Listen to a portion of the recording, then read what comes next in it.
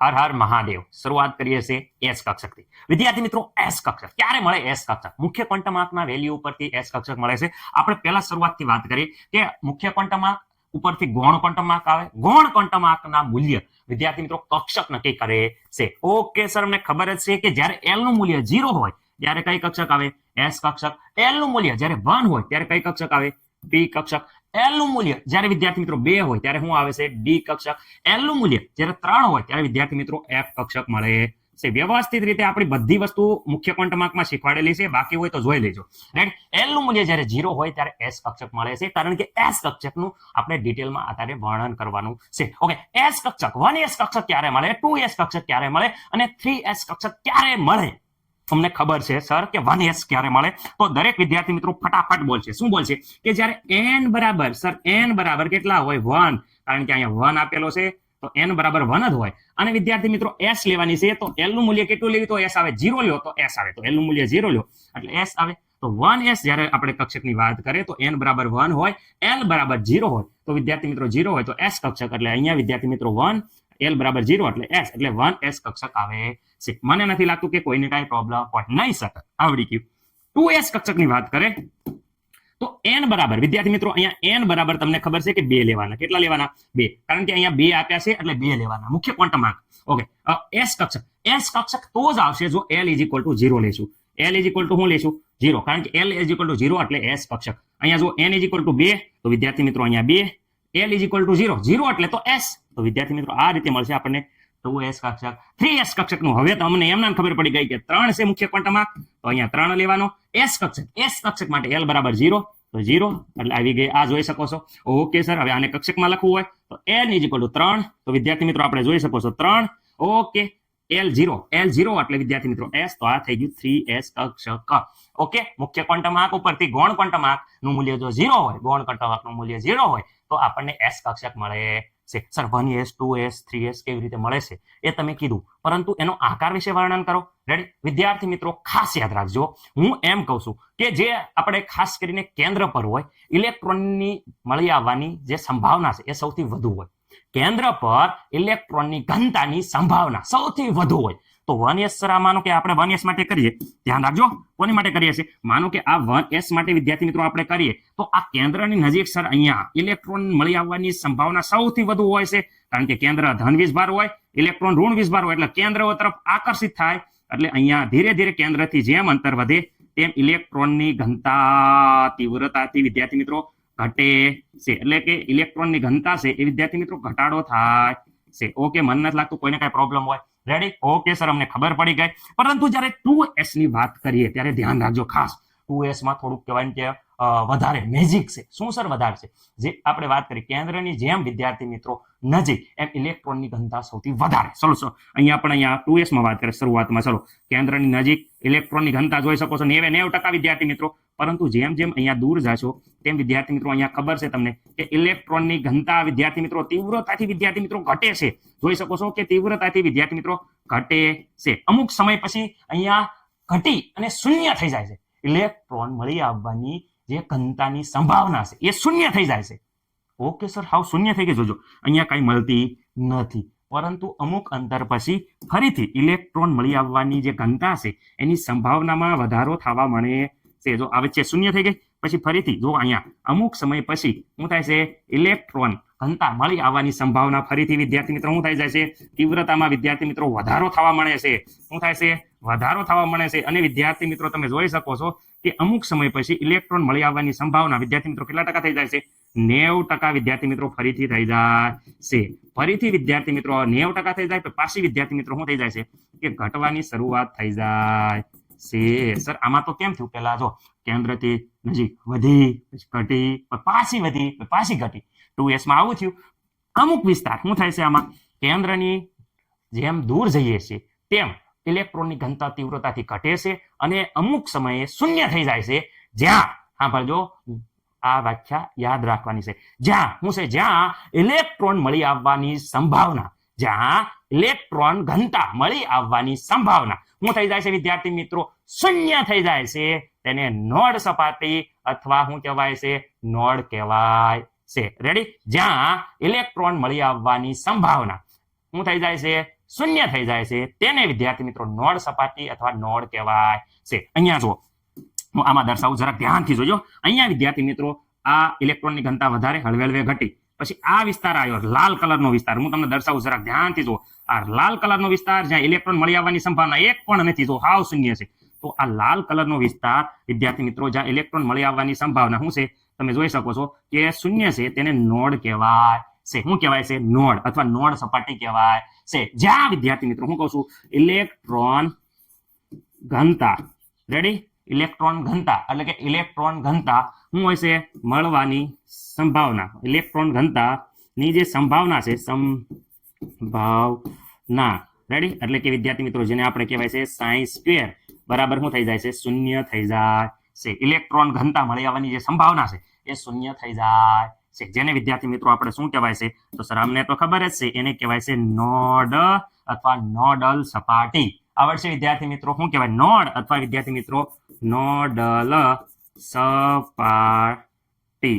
મને નથી લાગતું કોઈને કઈ પ્રોબ્લેમ હોય. ઓકે સર, અમને આવડી ગયું નોડ કોને કહેવાય. ઓકે સર, તો નોડનું સૂત્ર એ છે, ખાસ યાદ રાખવાનું છે નોડનું સૂત્ર. વિદ્યાર્થી મિત્રો નોડ બરાબર, તો જો અહીંયા હું ખાસ યાદ રાખજો, શું કીધું છે કે કોઈ નોડ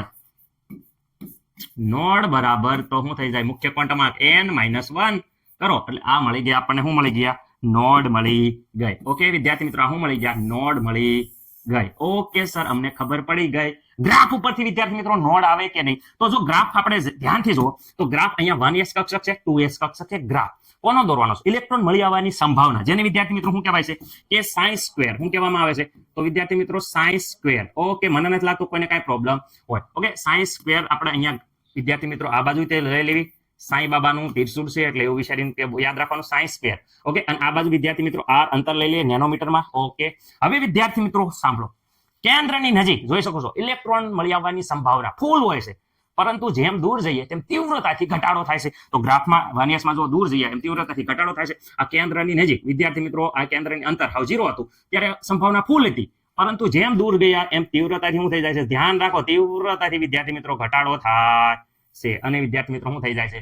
શૂન્ય થઈ જાય છે. કેન્દ્રની નજીક ફૂલ, દૂર ગયા તેમ વિદ્યાર્થી મિત્રો તીવ્રતાથી ઘટાડો થાય છે. સર આ તો થઈ ગયો 1s નો. 2s નો ગ્રાફ તો વિદ્યાર્થી મિત્રો અહીંયા જો કેન્દ્રની નજીક શું થઈ જાય છે? ફૂલ હોય છે, દૂર જઈએ એમ તીવ્રતાથી ઘટાડો થાય. હાલો અહીંયા વિદ્યાર્થી મિત્રો એની એ જ તે વસ્તુ, કેન્દ્રની નજીક ફૂલ, જેમ દૂર ગયા એમ વિદ્યાર્થી મિત્રો જોઈ શકો છો તીવ્રતાથી શું થઈ જાય છે? વિદ્યાર્થી મિત્રો તીવ્રતાથી ઘટાડો થાય છે. શૂન્ય થઈ ગઈ, અહીં શૂન્ય થઈ ગઈ. નોડ બરાબર શું થઈ જાય છે કે ઇલેક્ટ્રોનની ઘનતા છે વિદ્યાર્થી મિત્રો એ શૂન્ય થઈ ગઈ. રેડી વિદ્યાર્થી મિત્રો? એટલે વિદ્યાર્થી મિત્રો અહીંયા જોઈ શકો છો કે શૂન્ય થઈ ગઈ છે, અહીંયા શૂન્ય પૂજી ગયું. પરંતુ અમુક સમય પછી ફરીથી ઇલેક્ટ્રોન ઘનતા શરૂ થઈ એટલે વિદ્યાર્થી મિત્રો પાછી 0 માંથી પાછી વધી અને પાછી 0 થઈ જાય છે. જો 0 માંથી પેલા હળવે હળવે 0 થઈ ગઈ, 0 માંથી હળવે હળવે શરૂ થાય, 90% થઈ જઈને ફરીથી પાછી ઘટી જાય છે. એટલે વિદ્યાર્થી મિત્રો 2s નો ગ્રાફ અહીંયા 0 આવે અને ફરીથી એકવાર ઉલ્લે છે. ઓકે, એનો મતલબ એમ થયો કે આ જે ઉછાળો લેશે એ ઉછાળો વિદ્યાર્થી મિત્રો શેના કારણે જોવા મળે છે કે 0 થઈ ફરીથી ઉછળી એ નોડ પછી એક નોડ આવી ગઈ, ફરીથી ઇલેક્ટ્રોન મળવાના સંભાવના શરૂ થાય નોડ પછી. એટલે વિદ્યાર્થી મિત્રો આ નોડ કહેવાય છે. ઓકે, અહીંયા જો 1s માં એક જ નોડ આવી, જોઈ શકો છો. સર આ ગણતરી કરી હોય તો અમે સૂત્ર દ્વારા, ગ્રાફ નથી આવડતો, અમને સૂત્ર દ્વારા ગણતરી શીખવાડો. તો સૂત્ર દ્વારા વિદ્યાર્થી મિત્રો MCQ માં પૂછાય છે. એટલે વિદ્યાર્થી મિત્રો નોડની ગણતરી કોના માટે? 1s માટે. તો 1s માટે નોડની જે ગણતરી હોય તમે જોઈ લેશો, નોડ n-1. ઓકે, હવે જો n વિદ્યાર્થી મિત્રો અહીંયા n ની કિંમત કેટલી છે? 1. તો અહીંયા 1, તો વિદ્યાર્થી મિત્રો 1 -1, તો વિદ્યાર્થી મિત્રો 1s માં 0 થાય છે. નોડ કેટલી હોય? 0. એટલે કે વિદ્યાર્થી મિત્રો કહેવાનો મતલબ એમ છે કે એકવાર શૂન્ય થઈ ગઈ ઇલેક્ટ્રોન મળવાની જે ઘનતાની સંભાવના શૂન્ય થઈ ગઈ પછી પાછો ઉછાળો આવતો નથી. જ્યારે 2s માં નોડની વાત કરે, ધ્યાન રાખો કોની વાત થાય છે સર? 2h માં કઈ સપાટી? નોડ સપાટી. ઓકે, સૂત્ર બધાને આવડે છે એટલે અહીંયા વિદ્યાર્થી મિત્રો નોડ બરાબર n-1. ઓકે સર, અહીંયા વિદ્યાર્થી મિત્રો -1, પરંતુ અહીંયા જોઈ શકો છો કે મુખ્ય ક્વોન્ટમાર્ક આગળ કેટલા છે? 2 છે. મુખ્ય ક્વોન્ટમાર્ક 2 છે, n બરાબર 2. જો અહીંયા કીધું છે મુખ્ય ક્વોન્ટમાર્ક કેટલા છે? 2s માં 2 છે, જે આગળની સંખ્યા છે. તો વિદ્યાર્થી મિત્રો 2, તો અહીંયા વિદ્યાર્થી મિત્રો 2 માંથી જ્યારે બાદ કરશું આપણે ત્યારે વિદ્યાર્થી મિત્રો 1 આવશે. તો 2s માં નોડ સપાટી વિદ્યાર્થી મિત્રો 1 છે. એ તો મેં અહીંયા કહી જ દીધું હતું. જો 0 થઈ પાછી ઉછળી એટલે નોડ સપાટી 1 આવી. સર 3s નો આપણે ગ્રાફ નથી દોરો, પરંતુ તમે નોડ સપાટી ગણી શકો. ગમે એક કક્ષકની કે તો વિદ્યાર્થી મિત્રો 3s હોય તો નોડની સૂત્ર મૂકી દો. નોડ બરાબર તમે જોઈ શકો છો n-1. તો વિદ્યાર્થી મિત્રો અહીંયા n બરાબર તમે જોઈ શકો છો કેટલા છે? તો સર n બરાબર અહીંયા 3 છે. અને વિદ્યાર્થી મિત્રો 3 માંથી 1 બાદ કરી દો તો મને નથી લાગે 2. લ્યો 2 કેટલી થઈ ગઈ? 2. ઓકે સર, ખાસ યાદ રાખવાનું છે. કોની હાટું? MCQ ખાસ યાદ રાખવાનું છે. ઓકે વિદ્યાર્થી મિત્રો, હું ફરીથી એકવાર રિવિઝન કરાવી દઉં છું.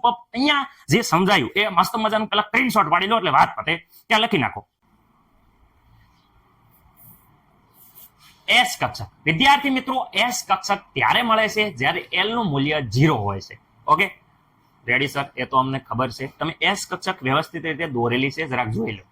S કક્ષક જે કેન્દ્ર ધન વીજભારિત છે અને વિદ્યાર્થી મિત્રો આજુબાજુના ઇલેક્ટ્રોન ઋણ વીજભારિત છે, એટલે આકર્ષણતા છે. એટલે વિદ્યાર્થી મિત્રો કહી શકાય કે કેન્દ્ર પર ઇલેક્ટ્રોનની ઘનતા સૌથી વધુ હોય છે. ઓકે વિદ્યાર્થી મિત્રો, 2s અને 3s વિદ્યાર્થી મિત્રો કક્ષકની વાત કરીએ તો અહીંયા કેન્દ્ર પર શું છે? ઇલેક્ટ્રોન મળી આવવાની સંભાવના સૌથી વધુ છે. રેડી? જેમ જેમ કેન્દ્રથી દૂર જઈએ તેમ વિદ્યાર્થી મિત્રો ઇલેક્ટ્રોન મળી આવવાની જે સંભાવના છે એની તીવ્રતામાં તીવ્ર સ્વરૂપે ઘટાડો થાય છે. રેડી? સંભાવનામાં શું થઈ જાય છે? તીવ્ર સ્વરૂપે ઘટાડો થાય છે.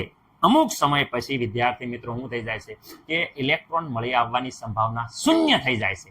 તમે જોઈ શકો છો જ્યાં ઇલેક્ટ્રોન મળી આવવાની સંભાવના વિદ્યાર્થી મિત્રો શૂન્ય થઈ જાય છે તેને નોડલ સપાટી અથવા તો નોડ કહેવાય છે. હું વિદ્યાર્થી મિત્રો જ્યાં ઇલેક્ટ્રોન મળી આવવાની સંભાવના શું થઈ જાય છે? શૂન્ય થઈ જાય છે તેને નોડલ સપાટી અથવા તો નોડ કહેવાય છે. નોડનું સૂત્ર તમે જોઈ શકો છો. 2s માં વિદ્યાર્થી મિત્રો જોઈ શકો છો કે કેન્દ્રથી નજીક કેન્દ્રથી જેમ દૂર જાય તેમ ઇલેક્ટ્રોનની શું થઈ જાય છે? સંભાવનામાં ઘટાડો થાય છે. અમુક સમય પછી પાછો સંભાવનામાં વધારો થાય છે.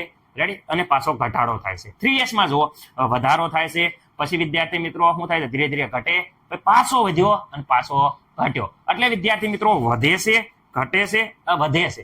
એટલે વિદ્યાર્થી મિત્રો અમુક વચ્ચે અંતર આવે છે જ્યાં ઇલેક્ટ્રોનની સંભાવના શૂન્ય થઈ જાય છે એને નોડ કહેવાય. તો 2s માં અને 3s માં આ લાલ કલરના વિસ્તાર દર્શાવ્યા છે જ્યાં વિદ્યાર્થી મિત્રો ઇલેક્ટ્રોનની સંભાવના શૂન્ય છે જેને નોડ કહેવાય છે. આપણે ગણતરીમાં હજી હમણાં જ જોયું વિદ્યાર્થી મિત્રો કે 2s માં 1 નોડ છે. જો લાલ કલરની એક લીટી છે એટલે એક નોડ હોય છે જે સપાટીમાં ઇલેક્ટ્રોન મળતા નથી.